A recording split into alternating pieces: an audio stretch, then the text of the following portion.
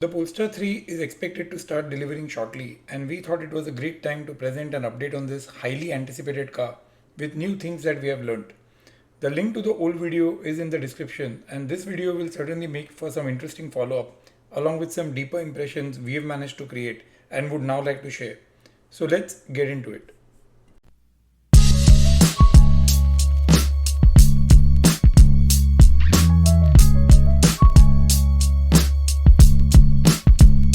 The Polestar 3 is a lot less Volvo than the Polestar 1 and 2 and certainly brings some changes to the design thinking from the Polestar 2.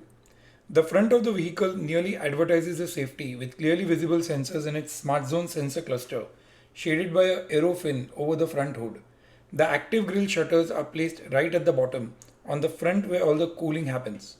That's followed by full LED headlights in a multi-modular arrangement with the illuminated Polestar name in the front. That, however, may not be certain on its matrix functionality when it comes to the US regulations. There is a strong chance that the Polestar 3 will come equipped with the LiDAR that's also going to be donned in the Volvo EX90. The aero feel at the front could bring efficiency even with the overall boxy appearance it seems to bring.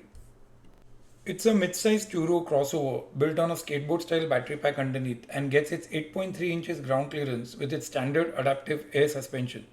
The roofline though is lower, keeping the EV aerodynamics in mind again. The roofline continues its aero profile in the rear. The Polestar 3 has a small front trunk of about 1.1 cubic feet. Most European manufacturers are non-committal on why the fronts are small, with it being outright missing in many. Is it to leave out as much of the front area as possible for crash test performance? Let me know in the comments. The taillights draw inheritance from the Polestar 2, though in changed direction. A small windshield wiper will please those who long for it. Coming out of the Polestar 2, the extra room is evident. To me, it's actually a two-row version of the three-row EX90, built on the same platform and lineage, both with a similar flat floor and a wide rear bench area. Its yellow-colored belts for the seats and shoulders can't be missed. It appears to have a very boxy rear cargo area which looks purpose-driven to really fit in all that the users may want to, particularly in comparison to the other Volvo models. The interior on the whole has plenty of premium materials, including the little pillows attached to the headrest. It's got imitation leather around the window panes at the top of the door, followed down by stitched fabric inserts. Polestar will present upholstery options, including vegan ones, which will need to be seen once the car is made available to spec. The seat material and many such things could be common with the Volvo EX90. The upper portion of the dash is more of the stitched material with a real wood trim with disguised regular air vents in between. It's changed its design ideas for the dash, shrinking the instrument cluster to the minimum while expanding the center display. That's a big improvement towards the software future. Its power hatch is modest by size with what we see in the market for similar cars. The instrument cluster has provisions for driver monitoring just in front, a new column style shifter, and more steering wheel buttons which will probably be added on the lines of those currently seen in the EX90. The center console is large with a wireless charger mat, one infotainment control wheel, roller style cup holders, a large center armrest with storage. There is more storage underneath the console with more power electronics options. Those power electronics are not all on display in the pre-production model that's been seen in the Polestar Center since last year, but we can check the website for that. The Polestar 3 will be built in the Volvo US facilities and it should bring some tax credits. The pricing has already been moved lower. Its starting price range placed it way beyond the tax credit cap earlier, though the lease loophole will be in play, and follow this channel to track that part in a future video. The Polestar 3 brings two dual motor trims with one equipped with the performance pack. After its last price reduction, they start at $73,400 and $79,400 respectively. The base trim offers 489 horsepower, 620 pound-feet of torque, and a 0 to 60 in 4.8 seconds. The performance pack takes that to 517, 671, and a slightly improved 4.5 seconds. Both trims sport a top speed of 130 miles per hour and tow 3,500 pounds. The base trim is projected to have a range of 315 miles, while the top trim promises 279 miles. The Polestar 3 has a wheelbase of 117.5 inches and a ground clearance of 8.3 inches. It's 192.9 inches long, 77.4 inches wide without mirrors, 83.4 inches with the mirrors extended, and 64.1 inches tall. The Polestar 3 is very roomy as stated, and its 27 odd cubic feet rear cargo space jumps to nearly 44 cubic feet with the rear seats folded. That's by width of the area measured between the side pockets and excluding the 3.2 cubic feet storage capacity under the floor.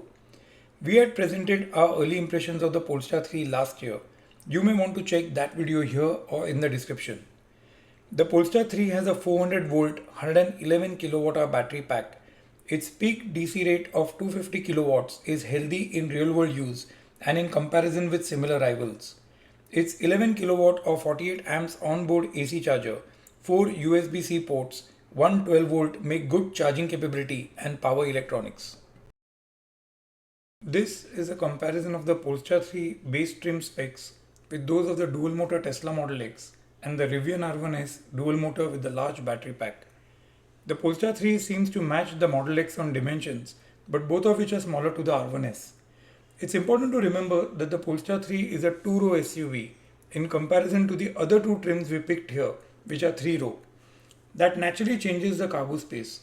With 2 rows and comparable dimensions, the Polestar 3 is luxurious, including its premium materials.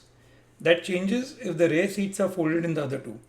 There is very little in the battery pack, charging capacities and price to tell apart in the 3, and on that count, this could be a useful comparison for our viewers.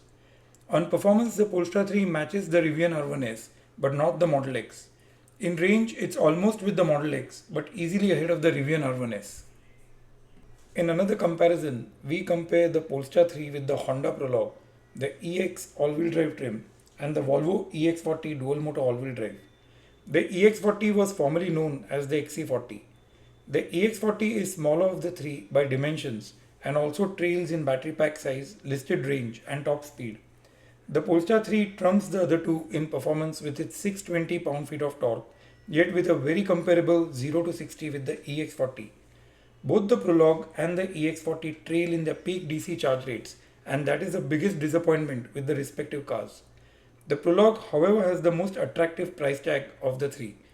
These comparisons, we hope, will help our viewers when making their decisions. You can view our recent video on the Honda Prologue here or in the description. Links to the other cars referenced here can also be found in the description of this video. You can also view our video on the Volvo EX40 here or in the description. We've been seeing this car in the Polestar Center since last year, and Polestar has been accepting reservations. Its price has since been revised, most probably to be within the threshold for the tax credit. We hope to drive this car soon, and we will look forward to bringing you more updates then. If you would like to check our video on the basics of the Tesla navigation and some useful illustrations, click here or in the description. See you in the next one.